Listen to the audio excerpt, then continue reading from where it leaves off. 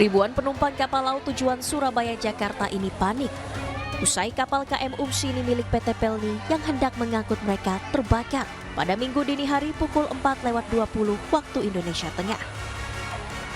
Kebakaran menyebabkan kepulan asap hitam pekat menutup seluruh area pelabuhan Makassar hingga membuat penumpang sesak nafas. Sebagian penumpang tidak sempat menyelamatkan barang berharga dari dalam kapal dan langsung berlarian menyelamatkan diri.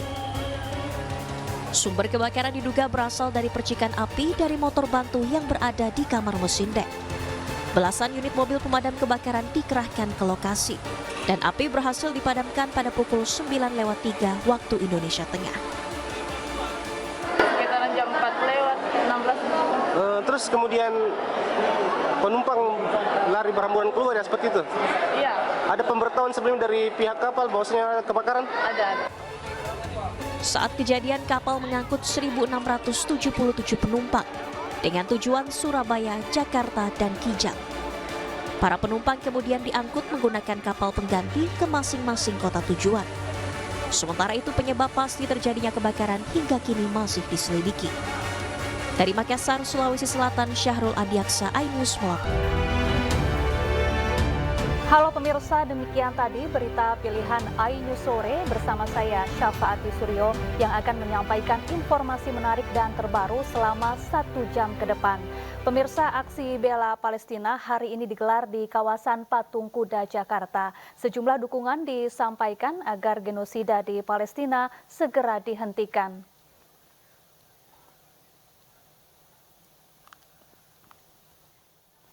Aksi bela Palestina di kawasan Patung Kuda, Jakarta hari ini didatangi warga sejak pukul 1 siang.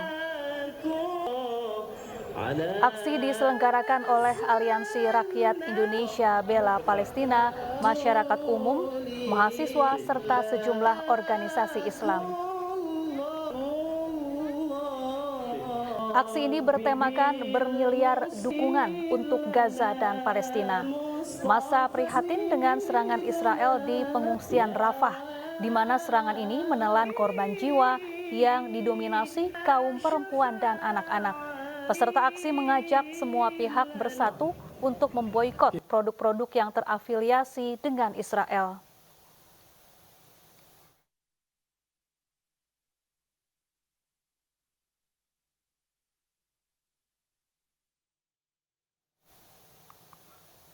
Ya, untuk mengetahui situasi terkini aksi solidaritas bela Palestina, kami telah terhubung dengan rekan Faisal Rinaldi di kawasan Patung Kuda. Selamat malam Faisal, apakah aksi bela Palestina masih berlangsung hingga kini? Ya, Syafa dan juga pemirsa, dapat kami sampaikan untuk saat ini memang aksi bela Palestina yang dilakukan oleh sejumlah masyarakat sudah selesai. Kami memantau di sini, Syafa, memang kurang lebih tadi aksi berjalan sejak pukul 15.00 waktu Indonesia Barat sampai dengan pukul 17:30 waktu Indonesia Barat. Dan dapat kami sampaikan untuk saat ini memang ribuan massa yang tadi menggelar aksi bela Palestina saat ini sudah mulai membubarkan diri. Di mana kami memantau khususnya di kawasan Monas saat ini memang sejumlah massa atau ribuan massa aksi yang tadi menggelar aksi bela Palestina sudah mulai membubarkan diri. Syafa dan juga pemirsa, dapat kami sampaikan pula bahwa memang pada sore tadi benar digelar adanya aksi bela Palestina sebagai bentuk dukungan bangsa atau rakyat Indonesia terhadap kemerdekaan bangsa Palestina dan juga ikut mengecam tindakan atau kebiadaban yang dilakukan oleh Zionis Israel yang memang hingga saat ini masih terus melakukan serangan dan juga melakukan genosida terhadap bangsa Palestina. Syafa dan juga pemirsa, dalam aksi tersebut memang tadi diisi dengan berbagai orasi, kemudian juga penyampaian pendapat oleh sejumlah tokoh-tokoh yang hadir, di mana tadi memang ada sejumlah tokoh-tokoh yang ikut hadir dalam aksi tersebut dan juga memberikan orasi. Tadi kami memantau ada mantan Ketua PP Muhammadiyah Din Syamsuddin, kemudian juga ada sejumlah tokoh-tokoh agama lainnya, kemudian ada Ustadz, kemudian dan juga habaib ikut turut hadir di dalam aksi bela Palestina tadi. Kami memantau juga tadi terdapat atau ada juga hadir jurnalis senior Aiman Wicaksono yang turut hadir dalam aksi bela Palestina yang sebagai bentuk dukungan terhadap kemerdekaan bangsa Palestina. Syafa dan juga pemirsa, dapat kami sampaikan pula bahwa memang dalam 2 hari ini terdapat aksi bela Palestina di mana memang rakyat Indonesia menyatukan rasa solidaritasnya terhadap atau mendukungannya terhadap kemerdekaan Palestina yang memang hingga saat ini masih terus digencar serangan oleh bangsa Israel atau Zionis Israel hingga saat ini. Syafa dan juga pemirsa, dapat kami sampaikan pula bahwa memang dari pantauan kami di sini untuk Jalan Merdeka Selatan yang tadi sempat ditutup, saat ini dapat kami informasikan memang telah dibuka. Namun untuk saat ini situasi arus lalu lintasnya memang masih terpantau padat atau kemacetan dikarenakan efek dari bubaran demo yang tadi berlangsung hingga sore hari tadi. Demikian Syafa. Ya, terima kasih Faisal Rinaldi melaporkan langsung dari kawasan Patung Kuda, Jakarta Pusat. Ya, dalam aksi damai bela Palestina, publik memberikan kartu merah terhadap Israel. Kartu merah ini pertanda kekejian Israel sudah melukai hati nurani manusia. Berikut laporan Kevin Pakan yang mewawancarai pemimpin redaksi iNews di lokasi aksi damai.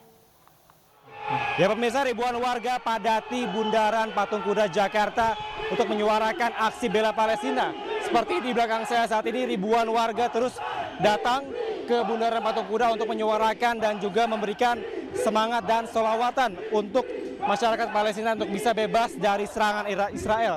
Banyak masyarakat yang datang berjibaku untuk sama-sama mendoakan terbaik untuk adanya kemerdekaan dan juga kebebasan untuk warga Palestina. Dan pemirsa, saat ini saya sudah bersama dengan pemimpin redaksi iNews yang juga turut hadir untuk bagaimana menyuarakan dan juga memberikan harapan terbaik tentunya untuk masyarakat Palestina. Ada Mas Aiman Wicaksono. Selamat sore Mas Aiman. Ya, Kevin, selamat sore. Mas, untuk aksi bela Palestina pada saat ini bagaimana dukungan khusus dari Mas Aiman terhadap masyarakat Palestina? Saya mau tunjukkan dulu ya, sebentar.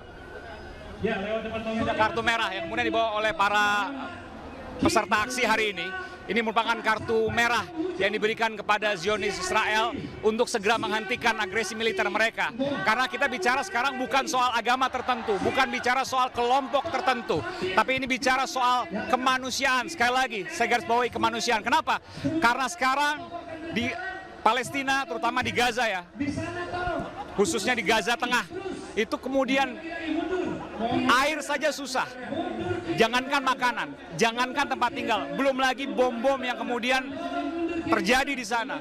Korban yang berjatuhan setiap hari. Ini memasuki bulan ke-8. Apakah kita yang masih merasa manusia ini tidak tergerak nurani kita untuk kemudian menyuarakan bagaimana kemudian penderitaan sesama manusia di sana?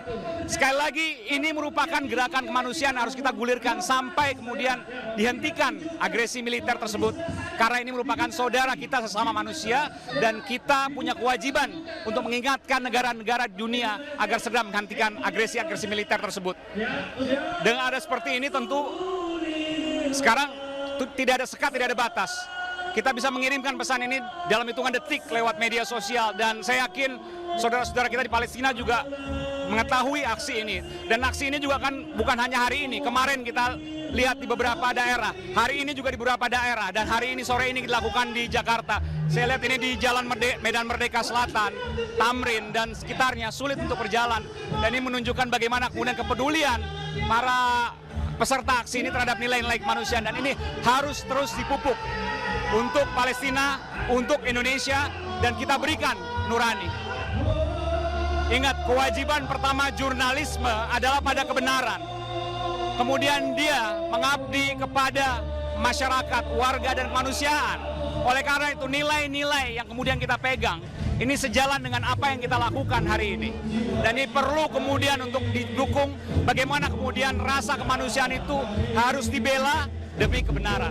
Karena ini bicara soal nurani, bagaimana kemudian kesulitan, bagaimana kemudian penderitaan, bagaimana kemudian korban, tewas, luka, cacat, dan lain sebagainya, itu harus dihentikan. Terima kasih Pak Saiman, semoga apa yang diharapkan dari Mas Saiman dan juga teman-teman dari warga Jakarta sekitar dapat terkabulkan dan masyarakat Palestina dapat memberikan kebebasan. Terima kasih Pak Saiman, selamat sore. Dari Jakarta, Kevin Pakan, Muhammad Firmansyah, iNews melaporkan. Ya pemirsa, untuk membahas terkait aksi yang digelar di berbagai daerah dan juga serangan Israel yang masih terus dilancarkan ke Palestina, kami telah terhubung dengan ada pengamat hubungan luar negeri, ada Bu Dina Sulaiman. Assalamualaikum, selamat malam Bu Dina, apa kabar? Waalaikumsalam, selamat malam Mbak Syafa, terima kasih, baik-baik. Baik, Bu Dina, ini aksi massa bela Palestina terus mengalir di berbagai daerah di tanah air dan juga di negara-negara di dunia. Bagaimana kemudian aksi massa ini yang dilakukan di berbagai pelosok dunia bisa memberikan pengaruh yang kuat untuk terjadinya kemerdekaan Palestina atau Israel bisa menghentikan serangannya di sana? Baik, kebetulan saya juga saya pakai shawl jilbab khas Palestina. Saya juga baru hadir tadi di aksi demo di Bandung di Dago. Bergulirnya aksi massa di seluruh dunia, terutama di negara-negara Barat, di Amerika Serikat dan di Eropa, itu akan membawa pengaruh dari sisi dukungan opini publik sedunia yang pada akhirnya diharapkan para elit, para politisi di berbagai negara itu semakin berani untuk mengambil keputusan-keputusan yang berdampak. Yang berdampak itu maksudnya gimana? Yang memang betul-betul bisa membuat Israel mengubah kebijakannya atau mengubah sepertinya di Palestina gitu ya.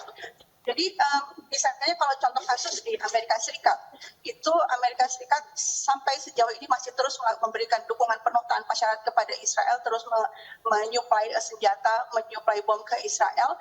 Nah, ketika tekanan opini publik semakin kuat, diharapkan mereka mengubah kebijakannya. Nah, kalau di Indonesia seperti apa? Ya, kalau pemerintah melihat betapa bangsa Indonesia itu betul-betul memberikan dukungan kepada Palestina, betul-betul prihatin dengan apa yang terjadi hari ini di Gaza, sudah 8 bulan genosida berlanjut, mudah-mudahan pemerintah juga mengambil kebijakan yang lebih berani gitu ya, yang lebih tegas, yang lebih berdampak. Seperti apa Bu Dina kebijakan yang lebih berani yang bisa dilakukan oleh pemerintah Indonesia untuk mendukung kemerdekaan Palestina? Ya, kalau melihat apa skenario yang dulu terjadi di tahun 80-an di Afrika Selatan, waktu itu dunia bersama-sama kompak untuk berusaha melawan rezim apartheid di Afrika Selatan. Dulu itu kan bersama-sama melakukan boikot ekonomi. Sehingga ketika pilar-pilar ekonominya sudah semakin lemah, waktu itu rezim apartheid Afrika Selatan akhirnya membubarkan diri dan dibentuk pemerintahan demokratis di sana. Nah, skenario ini juga bisa diulangi lagi di Palestina, dan ini memang banyak gerakan masyarakat sipil yang tujuannya seperti itu. Sehingga ketika misalnya Indonesia, meskipun kita tidak punya hubungan diplomatik, tapi kan kerjasama ekonomi itu masih ada. Seandainya Indonesia sama-sama dengan negara-negara lain itu juga menghentikan kerjasama ekonomi dengan Israel, harapannya adalah ketika ekonomi semakin melemah, tentu Israel tidak bisa melanjutkan kejahatannya di Palestina. Baik, Bu Dina, tapi ini ICJ saja yang sudah memerintahkan Israel untuk menghentikan serangannya di Palestina, namun faktanya hingga kini serangan terus dilakukan bahkan ke kamp-kamp pengungsian. Lantas langkah apa lagi yang bisa dilakukan untuk menghentikan serangan Israel di sana? Ya, dukungan atau upaya untuk menekan Israel agar menghentikan genosidanya di Gaza itu kan muncul dari berbagai front ya. Jadi kita tidak melihatnya parsial. Masyarakat sipil melakukan aksi demo, kemudian juga atas inisiatif pribadi masyarakat juga melakukan aksi boikot. Kan? Dan ada beberapa negara juga secara di level negara itu juga melakukan aksi boikot atau pemutusan hubungan diplomatik. Kemudian ICJ, jadi proses-proses hukum juga berjalan. Kemudian di PBB, proses-proses diplomatik, bagaimana negara-negara dunia di forum PBB juga berusaha melakukan tekanan, lalu yang tidak kalah penting dan bahkan juga sangat penting di lapangan di Gazanya sendiri dan di tepi barat itu para pejuang Palestina terus melakukan perlawanan bersenjata. Nah, ini tekanan dari berbagai lini ini ini ya, saya optimis pada saatnya itu akan bisa menghentikan Israel. Jadi sehingga memang kita nggak bisa lihat parsial. Kalau hanya misalnya lihat ICC saja tidak dipatuhi, resolusi Majelis Umum PBB tidak dipatuhi ya.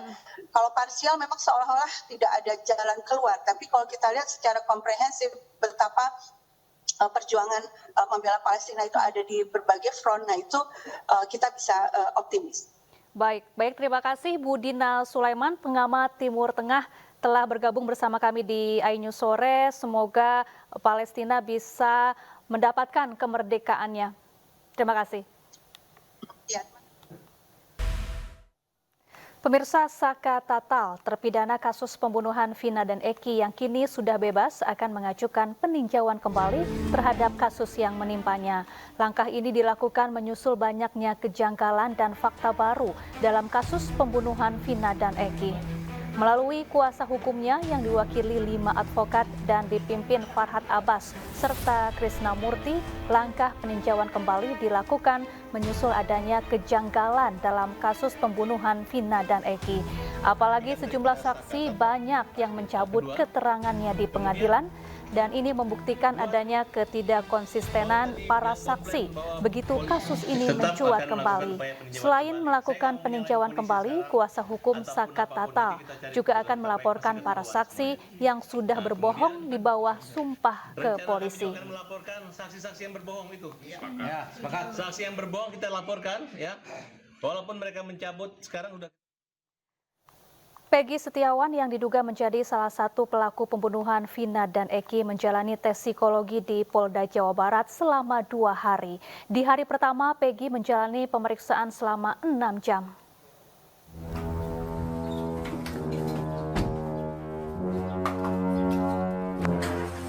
Peggy Setiawan menjalani pemeriksaan psikologi di Polda Jawa Barat sejak kemarin. Tim kuasa hukum dan ibunda Peggy Setiawan datang ke Polda Jabar untuk memenuhi panggilan penyelidikan di Reskrimum, mendampingi tersangka Peggy Setiawan dalam pemeriksaan tes psikologi yang akan dilakukan penyidik selama 2 hari. Ibu Peggy Setiawan tetap yakin bahwa putranya sama sekali tidak bersalah dalam kasus pembunuhan Vina dan Eki.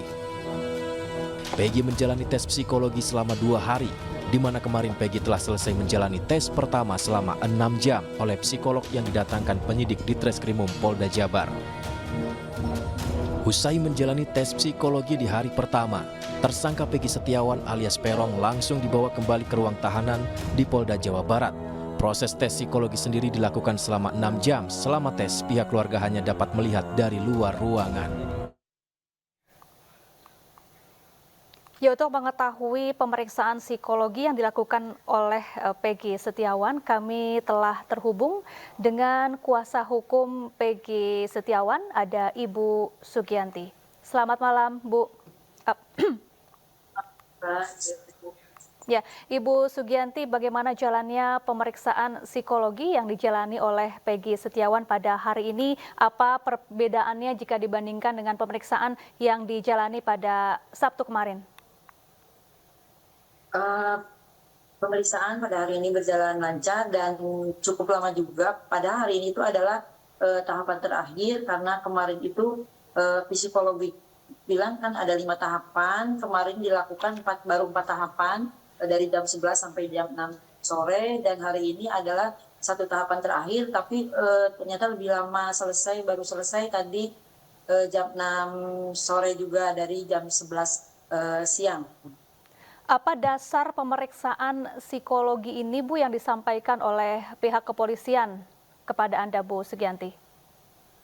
Ya, pada awalnya kami sebagai tim kuasa hukum Peggy kaget dengan adanya undangan tes psikologi ini, dan tadinya kami sebagai tim kuasa hukum akan menolak tes tersebut, namun dari pihak psikolog menjelaskan bahwa fungsi dan tujuan tes ini adalah salah satu kehati-hatian dari pihak Polda Jabar dalam menentukan siapa yang diduga melakukan pembunuhan Vina dan Eki tersebut, karena dari awal Peggy itu konsisten bahwa dia tidak melakukan hal tersebut sehingga diperlukan tes psikologi ini untuk menentukan bahwa kekonsistenan Peggy itu betul atau tidak seperti itu.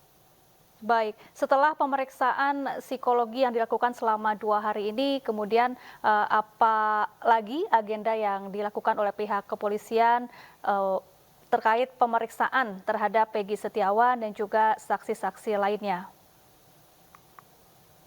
Untuk saat ini terhadap Peggy Setiawan mungkin pemeriksaan psikologi sudah cukup di 2 hari, katanya ada pemanggilan juga untuk pihak keluarga dan juga saksi-saksi. Mungkin kalau untuk pihak keluarga kami akan keberatan karena ini tidak ada relevansinya. Kalau untuk Peggy mungkin kami terima karena Peggy sudah berada di dalam. Baik, untuk hasil tes dari pemeriksaan psikologi yang dijalani oleh Peggy Setiawan ini apakah sudah diketahui Bu Sugianti? Untuk hasil dari pihak Polda mengatakan bahwa hasil dari tes ini akan disampaikan 14 hari ke depan. Mudah-mudahan nanti hasilnya itu akan dibuka kepada kami dengan transparan, tidak ada yang ditutupi. Kalau memang pihak Polda nanti tidak memberikan hasil secara transparan, mungkin kami akan memberikan surat kepada Kapolri. Baik, tapi selama Peggy ditangkap, bagaimana kondisi Peggy, Bu Sugianti, selama menjalani pemeriksaan intensif oleh kepolisian? Kemarin sih melihat kondisi Peggy kemarin baik-baik saja, mudah-mudahan akan tetap baik-baik saja dan tidak ada tekanan apapun dari pihak kepolisian. Baik, terima kasih Ibu Sugianti Iriani, kuasa hukum Peggy Setiawan telah bergabung bersama kami di iNews Sore. Pemirsa, Wakil Menteri Pariwisata dan Ekonomi Kreatif Angela Tanusudibyo menghadiri acara She Speaks, Perempuan Punya Cerita yang digelar di Gedung Sekretariat Kabinet Jakarta. Dalam acara yang mendukung perempuan untuk maju, Angela Tanusudibyo mendorong perempuan Indonesia untuk terus berperan di setiap lini bangsa.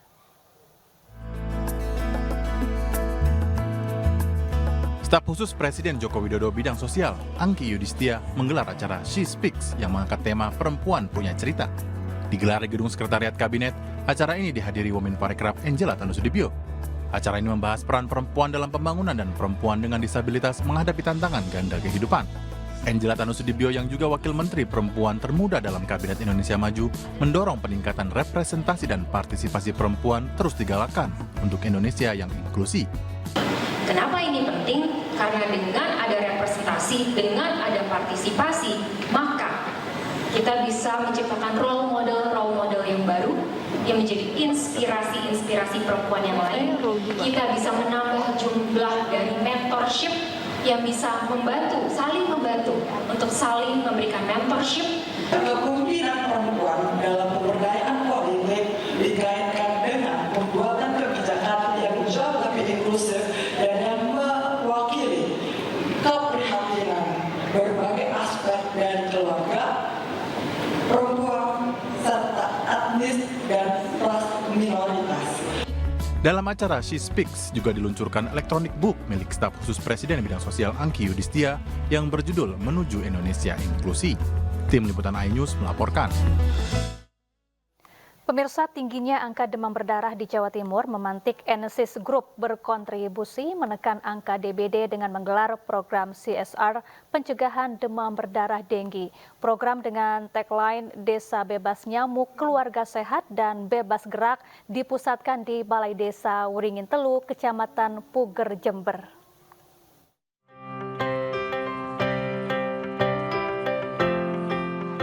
Ratusan relawan Jumantik dari kader Posyandu dan PKK di Kecamatan Puger dan Balung, Jember ini dikukuhkan sebagai petugas Jumantik di wilayahnya.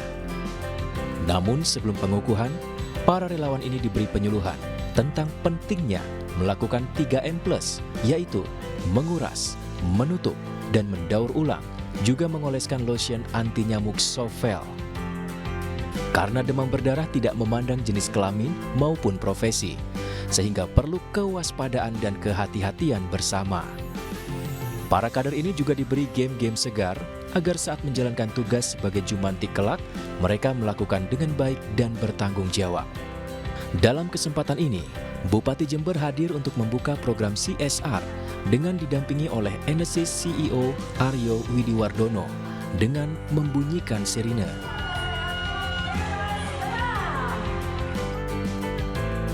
Sebelumnya acara diawali dengan pemberian santunan pada fakir miskin, dilanjutkan tarian dan lagu Indonesia Raya, paparan tentang bahaya nyamuk demam berdarah, dan cara tepat untuk menanganinya. Serta ada hiburan dari artis ibu kota asal Jawa Timur, Fitri Karlina. Bupati Jember Hendy Siswanto mengapresiasi program CSR dari Enesis Group. Ia menyebut Jember merupakan wilayah dengan angka demam berdarah yang tinggi. Dengan melantik ratusan jumantik, diharapkan mereka dapat membantu untuk ikut memberantas nyamuk Aedes aegypti dengan mengedukasi masyarakat. Sovel menggaranti kulit kita. Jika kita diolesin Sovel, kita digaranti bahwa kita aman dari itu. Dari data Dinas Kesehatan Jember sejauh ini ada 7 penderita demam berdarah yang meninggal dunia. Tingginya angka demam berdarah ini sangat pas dengan program CSR Enesis Group yang akan membantu menekan angka penderita demam berdarah. Sementara itu, Enesis CEO Aryo Widiwardono berharap dengan pembentukan jumantik ini, kasus demam berdarah di Jember dapat hilang sepenuhnya. Ini adalah bentuk kepedulian Enesis Group yang salah satu produk kami kebetulan sejak tahun 88 berada di Indonesia. Sovel memiliki kepedulian untuk bersama-sama pemerintah daerah dan Departemen Kesehatan untuk menghilangkan demam berdarah. Dan kami percaya bahwa cara terbaik adalah memulai dari satuan terkecil unit komunitas, yaitu keluarga. Dari Jember, Jawa Timur, Bambang Sugiarto, iNews melaporkan. Labbaik Allahumma labbaik, labbaik la syarika laka labbaik, innal hamda wan ni'mata laka wal mulk la syarika lak. Pemirsa, petugas pengamanan di Arab Saudi menerapkan aturan ketat jelang puncak ibadah haji. Jemaah diminta melengkapi dokumen administrasi sesuai aturan jika memasuki area Amshair, Arafah, Musdalifah, dan Mina.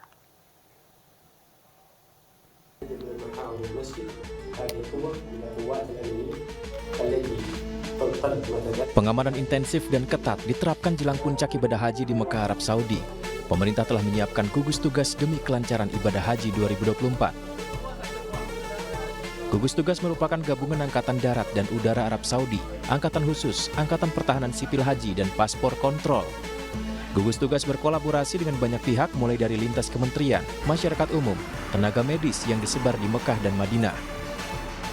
Demi mencegah berbagai macam gangguan yang berpotensi jalannya keamanan dan keselamatan jemaah haji, tim gugus tugas meminta seluruh jemaah memastikan kelengkapan dokumen saat akan memasuki area Amshair, Arafah, Musdalifah, dan Mina. سواء المرورية أو الأمنية أو دوريات حفظ النظام في مراكز الضبط الأمني وعلى مداخل مكة المكرمة والمشاعر المقدسة وكذلك والطرق المؤدية إليها. وأيضا هذا العام استهدفنا أيضا أن يكون لنا قوات خاصة في المواقيت لمنع تدفق الحجاج الذين لا يحملون تصاريح نظامية. هناك أيضا إدارات وتنظيم حضورية على جميع الطرق أيضا في المناطق المحيطة في المنطقة المركزية والمشاعر المقدسة. نهدف أيضا إلى رفع مستوى جودة هذه الخطط وأيضا إلى وصول الحجاج إلى منتقاهم سواء يوم التروية أو أثناء التصعيد أو النفرة بجسر وسهولة. Mematuhi aturan, salah satunya dengan menggunakan visa haji menjadi syarat mutlak bagi para jemaah, di mana pihak pengamanan dan keamanan Arab Saudi mencatat sejauh ini telah ada 153.000 jemaah yang masuk dengan visa non-haji dan mendapatkan sanksi tegas. Dari Mekah, Arab Saudi, tim liputan iNews melaporkan.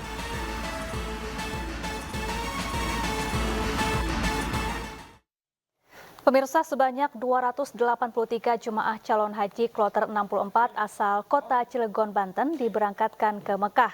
Isak tangis keluarga pun pecah saat melepas kepergian kerabat mereka ke Tanah Suci. Dan pemirsa, informasi ini sekaligus menutup kebersamaan kita dalam iNews sore hari ini. Selanjutnya Anda bisa menyaksikan iNewsroom bersama rekan saya Nadia Valeri. Saya Syafaati Suryo, terima kasih dan sampai jumpa.